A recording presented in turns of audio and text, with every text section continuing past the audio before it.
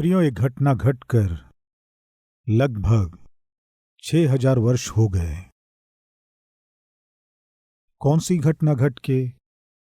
आज जो संदेश मैं देने जा रहा हूं, उस संदेश में घटी घटना को घटकर 6000 वर्ष हो चुके हैं। प्रियो, यीशु मसीह के इस जगत में जन्म लेने से लेकर आज तक 2000 वर्ष, और यीशु मसीह के जन्म से लेकर दाऊद के जन्म तक लगभग 1000 वर्ष, और दाऊद के जन्म से लेकर अब्राहम के जन्म तक लगभग 1000 वर्ष। यानी अब्राहम के जन्म के 1000 वर्ष के बाद दाऊद का जन्म हुआ। अब्राहम और आदम के बीच 2000 वर्ष का अंतर है। यानी अब्राहम और आदम के बीच 2000 वर्षों का अंतर है। अब्राहम और दाऊद के बीच 1000 वर्ष का अंतर है। दाऊद और यीशु मसीह के बीच 1000 वर्ष का अंतर है। यानी सब मिलाकर 4000 वर्ष। यीशु मसीह से लेकर अभी तक लगभग 2023 वर्ष। यानी हम सावधानी से जांचेंगे तो आदम इस धरती में जन्म लेकर 6000 वर्ष हो गए। 6000 वर्ष पहले इस धरती में जो घटना घटी उसे मैं आपसे आज बांटने जा रहा हूं। आइए हम सब मिलकर 6000 वर्ष पहले हम पीछे जाएंगे। उत्पत्ति की पुस्तक 3 अध्याय शुरू से कुछ वचनों को पढ़ेंगे। यहोवा परमेश्वर ने जितने बनेले पशु बनाए थे उन सब में सर्प दुष्ट था। उसने स्त्री से कहा, क्या सच है कि परमेश्वर ने कहा तुम इस वाटिका के किसी वृक्ष का फल न खाना? इस तरह कहा। प्रियो, सारा विषय हम जानते हैं। क्या है बताइए? परमेश्वर आदम को बनाया। इस तरह आदम को बनाने के बाद परमेश्वर ने उसके सहायक के रूप में हवा को बनाया। परमेश्वर सारी सृष्टि की रचना करने के बाद अंत में आदम को बनाया। इस तरह अंत में आदम को बनाने के बाद उस आदम के लिए एक सहायक रहना है, ये सोचकर उसके बाद परमेश्वर ने हवा को बनाया। इस सारी सृष्टि में जो अंत में सृष्टि की गई थी वो स्त्री थी। आदम और हवा को परमेश्वर अदन की वाटिका में रखा। प्रियो, इस अदन की वाटिका को आप 1-2 एकड़ का कोई सुंदर बगीचा ना समझें। परमेश्वर के बनाए गए इस वाटिका में नदियां बहती थीं। हमारे देश में भी बहुत सी नदियां बहती हैं। कृष्णा नदी, गोदावरी नदी, इस तरह के कई नदियां हमारे देश में बहते हैं। अभी सोचिए, अदन की वाटिका में नदियां ही बह रही हैं तो वो वाटिका कितनी बड़ी रही होगी, कितनी समृद्धि से भरी हुई थी। अभी मेरा प्रश्न है, आदम और हवा शाकाहारी थे या मांसाहारी थे? क्या कहते हैं आप? आप में से कितने नॉन वेजिटेरियन हैं? हाथ दिखाएंगे। मैं कुछ गलत कहा क्या? आप में से कितने मांसाहारी हैं? एक बार हाथ दिखाएंगे। मांस खाने वाले। असली में जब परमेश्वर ने मनुष्य को बनाया, शाकाहारी बनाया या फिर मांसाहारी बनाया? परमेश्वर जब मनुष्य को बनाया वास्तव में शाकाहारी ही बनाया।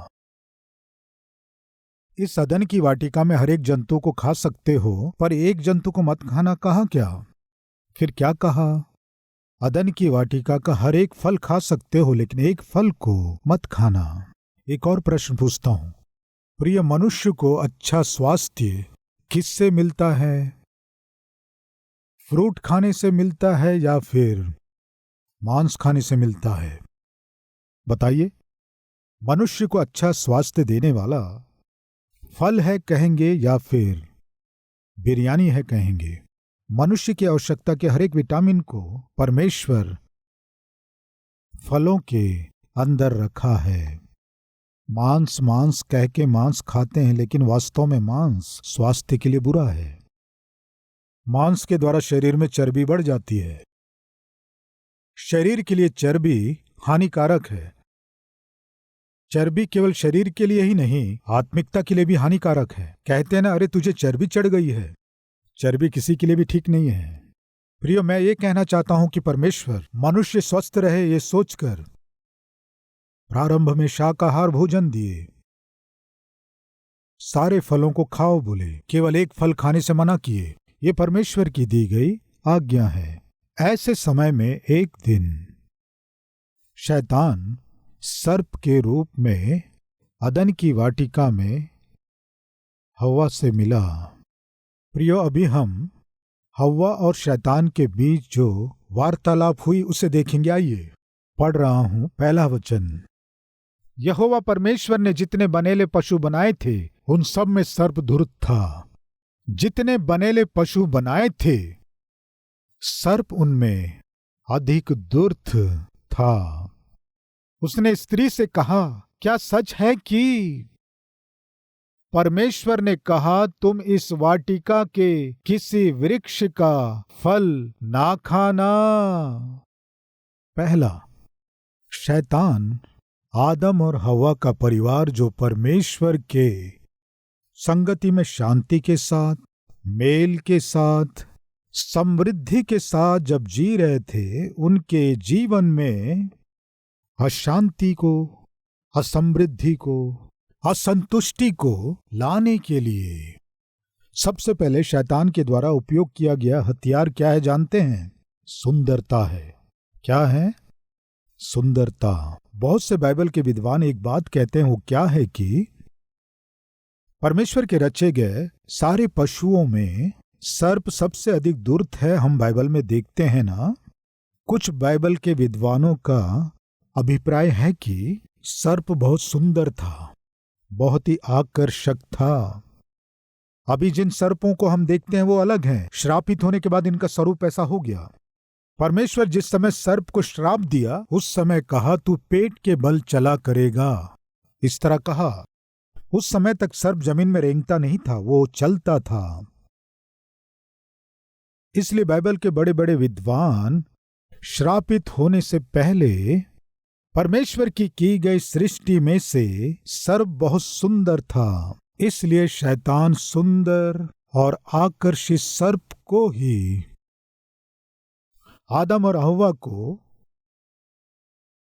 परमेश्वर के अनाज्ञाकारी होने के लिए उपयोग किया। यह बाइबल के विद्वानों का अभिप्राय है। सबसे पहले शैतान हव्वा को धोखा देने के लिए उपयोग किया था सुंदरता को, क्योंकि सामान्यतः मनुष्य आंखों से जिसे देखता है उस पर आकर्षित हो जाता है। इसलिए बाइबल बताती है, शोभा तो झूठी और सुंदरता व्यर्थ है। मनुष्य जो उसे आंखों के लिए सुंदर लगता है उस पर भरोसा करने लगता है। जो आंखों को सुंदर दिखाई देता है मनुष्य उस पर आकर्षित हो जाता है। उस दिन शैतान हव्वा को धोखा देने के लिए सुंदरता का ही उपयोग किया हम देखते हैं। कई संदर्भों में मनुष्य को धोखा देने के लिए शैतान केवल सुंदरता को ही नहीं, आकार का भी उपयोग करता है, आत्मिकता को भी उपयोग करता है। वो कैसे? कुरिन्थियों की दूसरी पत्री उसका 11वां अध्याय 14 और 15 वचन में आत्मिकता का भी उपयोग करता है। इस तरह बाइबल में हम देखते हैं। कुरिन्थियों की दूसरी पत्री 11वां अध्याय 14 और 15वां वचन। यह कुछ अचंभे की बात नहीं। इसका अर्थ क्या है? अचंभित मत होइए, क्योंकि शैतान आप भी ज्योतिर्मय स्वर्गदूत का रूप धारण करता है। इसलिए यदि उसके सेवक भी धर्म के सेवकों का सा रूप धरे तो कोई बड़ी बात नहीं। प्रिय भाइयों बहनों, ध्यान दीजिए, शैतान मनुष्य को धोखा देने के लिए भूत के रूप में बिल्कुल नहीं आएगा, प्रेत के रूप में नहीं आएगा, डरावने वाले रूप में वो बिल्कुल नहीं आएगा। क्योंकि वो डराने वाले रूप में आएगा तो, भूत के रूप में आएगा तो आप डर जाएंगे और उससे दूर हो जाएंगे। प्रियो, शैतान को यदि आपके जीवन को नाश करना है, या परमेश्वर के साथ आपकी संगति को बिगाड़ना है, या आप जो आत्मिकता और आनंद का अनुभव कर रहे हैं उसे आपसे दूर करना है, तो शैतान सामान्य रूप से स्वर्गदूत के रूप में आएगा। कौन से दूत के रूप में? अंधकार के दूत के रूप में नहीं, आत्मिक दूत के रूप में। प्रियो, एक दिन एक पति पत्नी मेरे पास आए। वे बहुत व्याकुल थे, दुखी थे। मुझसे बताने लगे, ब्रदर, एकात्मिक व्यक्ति मेरे पति के मित्र हैं। कौन है मित्र? आत्मिक व्यक्ति मित्र है। मेरे पति जब उसे घर में लेकर आए तब उसे ये एकात्मिक है ये कहकर परिचय कराए, मैं प्रभु पर विश्वास करती हूं इसलिए, और पति ने ये आत्मिक व्यक्ति है बताए इसलिए उस व्यक्ति के द्वारा कोई हानि नहीं होगी। सामान्यता हमारे मन में हुई, आत्मिक है ना, परमेश्वर का जन है ना, प्रभु पर विश्वास करता है ना, उनके द्वारा हमारी क्या हानि होगी, क्या नुकसान होगा, ऐसा हमने विश्वास किया। लेकिन आज वही विश्वास हमारे जीवनों को अशांति से भर दिया। क्या हुआ बहन? वो आत्मिक व्यक्ति है इसलिए हम अपने घर में आने दिए। आत्मिक बातों को बताता था, उन बातों को हम सुनते थे। आत्मिक बातें ही नहीं, जब वो प्रार्थना भी करता था उस प्रार्थना में सहभागी होते थे। बहुत से समय मेरे पति घर में रहते थे और कई बार घर में नहीं रहते थे। इस तरह मेरे पति के नहीं रहने पर भी जब आता था तो आत्मिक था इसलिए हम गलत नहीं समझते थे। पति भी गलत नहीं समझते थे, मैं भी गलत नहीं समझती थी। आत्मिक रूप से बात करते हुए अंत में मैं उसके साथ पाप करूं, वो मुझे अधीन कर लिया। यदि वो आत्मिक नहीं होता तो हम उसे घर में नहीं आने देते। यदि वो आत्मिक दिखाई नहीं देता तो मैं उससे बात भी नहीं करती। मेरे पति के बहुत से मित्र हैं, उनमें से इसे भी एक समझी होती और घर के अंदर क्यों आने देती? वो पति के घर में नहीं रहने के समय आने से मैं उसे घर में क्यों आने देती? आत्मिक है इसलिए आने दी। उतना ही नहीं, प्रार्थना करता इसलिए आने दी। लेकिन आत्मिकता की आड़ में, प्रार्थना की आड़ में झूठी बातें बताकर मुझे अधीन कर लिया। आज मैं उसे छिपा ना पाकर, पति को बता ना पाकर नरक का अनुभव की। आज उस विषय को मेरे पति को बताने से मेरे पति बहुत रोए। आपके पास आकर गलती मानकर, प्रभु के तरस को पाकर फिर से हमारे परिवार और जीवन को बनाने की आशा से आए हैं। प्रिय भाई और बहनों, आपके जीवन को नाश करना हो या आपकी आत्मिकता को अपवित्र करना हो, परमेश्वर के साथ की आपकी संगति और मेल को नाश करना हो तो शैतान क्या करता जानते हैं? किसी भी रूप में आ जाता है। आप सुंदरता के विषय में गिरने वाले व्यक्ति हैं तो सुंदरता को ले आएगा। अधिकार के विषय में गिरने वाले व्यक्ति हैं तो अधिकार को उपयोग करेगा। धन के विषय में आप गिरने वाले व्यक्ति हैं तो धन को उपयोग करेगा। आत्मिकता के विषय में गिरने वाले व्यक्ति हैं तो आत्मिकता को ही उपयोग करेगा। धोखा ना खाएं। शैतान ही संभव हुआ तो ज्योतिर्मय स्वर्गदूत का रूप धारण करके सेवकों के रूप में, सेविकाओं के रूप में, कौन से सेवक? वचन में लिखा हुआ है धर्म के सेवक। धर्मी दिखाई देते हुए, आत्मिक दिखाई देते हुए जीवनों को नाश करने वाले लोगों को शैतान तैयार किया है। यानी शैतान ज्योतिर्मय स्वर्गदूत के रूप में, परमेश्वर के दूत के रूप में वो रूपांतरित होकर लोगों को नाश कर रहा है। इसलिए मैं बता रहा हूं, वो जब हमें धोखा देना चाहता है तब वो एक भयानक रूप में, एक भूत के रूप में आकर हमें धोखा देने की कोशिश नहीं करेगा। फिर बता रहा हूं, आप आसानी से जिसके विषय में धोखा खाएंगे, जिसके अधीन हो जाएंगे, जिसके आगे झुक जाएंगे, उसी रूप में शैतान आएगा। उस दिन शैतान जब हव्वा के पास आया, सुंदर रूप को धारण करके आया। उतना ही नहीं, अदन की वाटिका में वो फल देखने में क्या लिखा है? मन भाऊ दिखाई दिया। 3 अध्याय 2 वचन से, स्त्री ने सर्प से कहा, इस वाटिका के वृक्ष के फल हम खा सकते हैं, पर जो वृक्ष वाटिका के बीच में है उसके फल के विषय में परमेश्वर ने कहा है कि ना तो तुम उसको खाना और ना उसको छूना, नहीं तो मर जाओगे।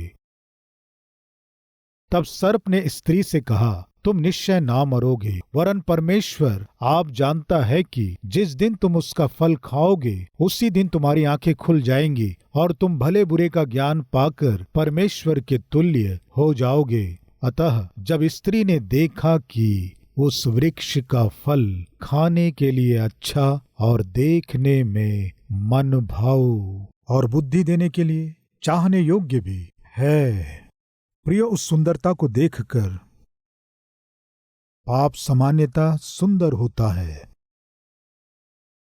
पाप सामान्यतः मन भाऊ होता है। एक लड़का जब लड़की से मित्रता करता बहुत अच्छा लगता है, एक लड़की एक लड़के से मित्रता करने से बहुत अच्छा लगता है। वे प्रेम करते हैं तो उन्हें अच्छा लगता है। हम प्यार करते हैं ये सोचकर वे जब साथ में घूमते हैं तो उन्हें बहुत अच्छा लगता है। लेकिन इस तरह प्यार में पड़कर जब साथ में यहां वहां घूमते हैं, वे इसके पीछे कितने बड़े खाई को खोद रहे हैं, गड्ढों को खोद रहे हैं, इस बात को नहीं समझ रहे हैं। जो माता पिता उन्हें पाल पोस कर योग्य बनाए, उनके हृदय को घायल कर रहे हैं, उस परिवार की मर्यादा और आदर को समाज में बदनाम कर रहे हैं। विवाह के पहले ही साथ में घूमते हुए प्यार के आड़ में मन मर्जी से आज लड़के और लड़कियां शारीरिक संबंध बना रहे हैं। प्रियो, कुछ दिनों पहले एक नेशनल मैगजीन वाले कुछ प्रदेशों में जाकर वे इंटरव्यू लिए। जिनसे इंटरव्यू लिया गया था उनमें से उनका दिया गया रेशियो 4 लोगों से पूछे, आप चारों में कितने लोगों ने लड़कों से पाप किया है? वो प्यार करने के द्वारा हो सकता है, पहचान होने के कारण हो सकता है, या कोई अपरिचित हो सकता है, या कोई अधिकारी हो सकता है, कोई भी हो सकता है, या पड़ोसी हो सकता है, किसी के साथ भी हो। आप चारों में से कितनों ने विवाह के पहले किसी लड़के के साथ पाप किए हैं? तो बताएंगे 4 लड़कियों में से 3 ने बताया, हम तीनों ने पाप किया है। इसे उन्होंने मैगजीन में प्रिंट किए। 4 लड़कियों में से 3 लड़कियों ने कहा, हम पाप किए हैं।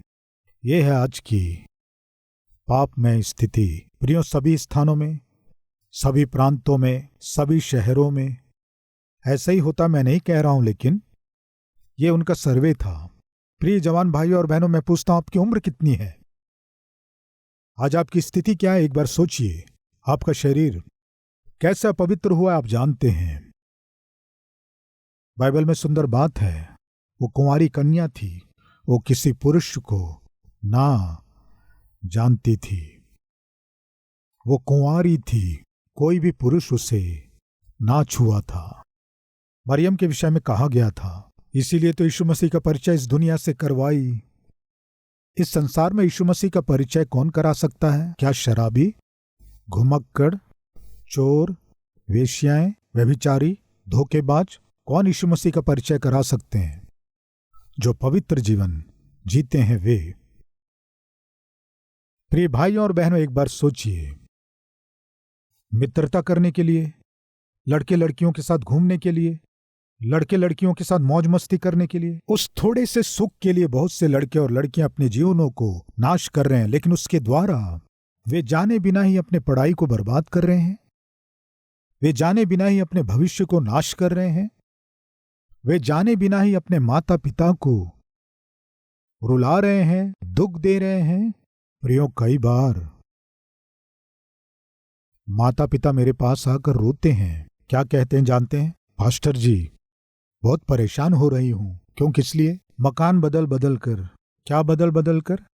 मकान बदल बदल कर। क्यों आपको बार बार मकान बदलना पड़ रहा है? क्या करें पास्टर जी, मेरी एक लौती लड़की है, वो बहुत सुंदर है, अच्छी रीति से पढ़ना था, लेकिन वो अपनी सुंदरता को आधार बनाकर कभी इस लड़के से कभी उस लड़के से फ्रेंडशिप कर रही है, और वे लड़के सीधे घर आ जाते हैं और उस आसपास के लोग देख रहे हैं। मेरी बेटी अपनी खूबसूरती को आधार बनाकर लड़कों से मित्रता कर रही है, बिगड़े हुए लड़के हमारे घर आ रहे हैं, आसपास के लोग देख रहे हैं, हमारी बेइज्जती हो रही है, मैं सह नहीं पा रही हूं। उस घर को खाली करके दूसरे नए घर में जाती हूं, वहां जाकर भी वो ठीक से रहेगी सोचने से, वहां भी अपनी सुंदरता को आधार बनाकर बिगड़े हुए लड़कों से मित्रता करके उन्हें घर में लेकर आती है।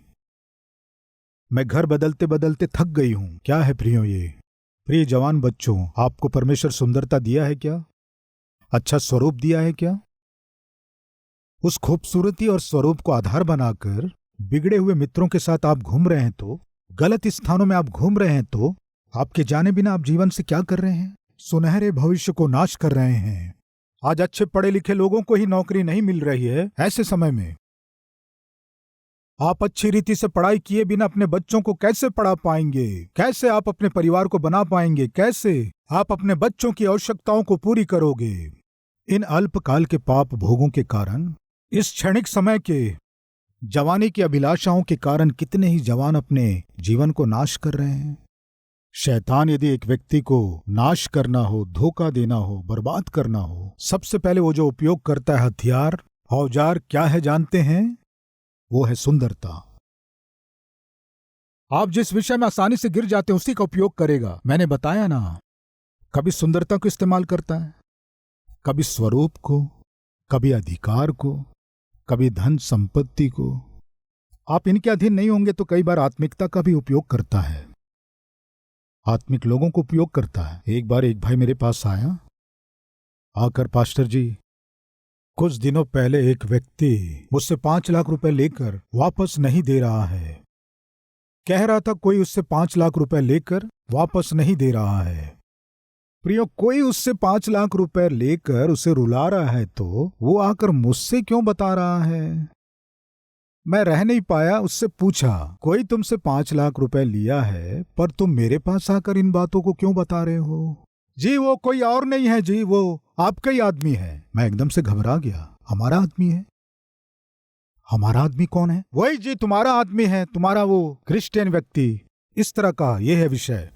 आपका आदमी है इसका मतलब क्या है? मैं मसीही प्रचारक हूं इसलिए मेरे पास आकर कह रहा आपका ही आदमी है जी, यानी आपका मसीही व्यक्ति है। मुझे बहुत शर्म आई।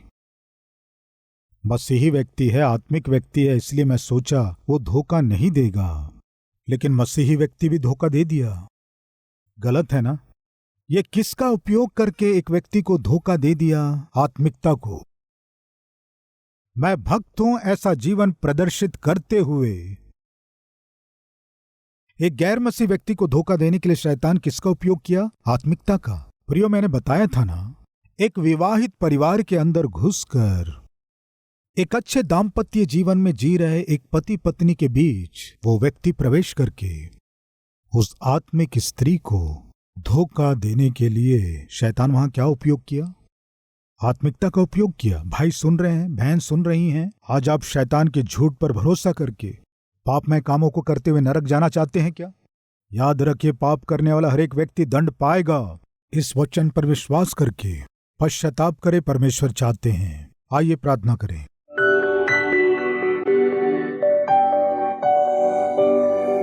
महान पवित्र प्रेमी परमेश्वर पिता, बहुत ही सीधे और स्पष्ट उत्पत्ति 3 अध्याय से 6000 वर्ष पहले अदन की वाटिका में घटित घटना को स्पष्ट रूप से आप हमें बताए। बोया गया ये संदेश हर एक के हृदय में फलवंत होना है पिता। सुंदरता को आधार बनाकर उस दिन आत्मिकता को नाश कर दिया था वो शैतान। तुम कोई भी पाप में काम करो, कुछ नहीं होगा, ये सामान्य बात है, सब कर रहे हैं, तुम अकेले नहीं हो। कोई पवित्र नहीं है, कोई अच्छा नहीं है, कोई ऊपर से टपका नहीं है। इस तरह बहुत से झूठ बोलकर पिता शैतान उनके आत्मिक जीवन को नाश कर दिया। लेकिन आज आप स्पष्ट हमसे बात किए, बोए गए इस वचन को सुनकर विश्वास करके आज्ञाकारी होकर अब से लेकर एक अच्छे और विश्वास योग्य विश्वासी के रूप में जीना है। ये सोचकर जो अपना जीवन आपको अर्पण कर रहे हैं उन सबको आशीष दीजिए, अपवित्रता से छुड़ा लीजिए, अद्भुत आत्मिक व्यक्ति बनाकर आशीष दीजिए। यीशु के नाम से मांगते हैं पिता, आमीन।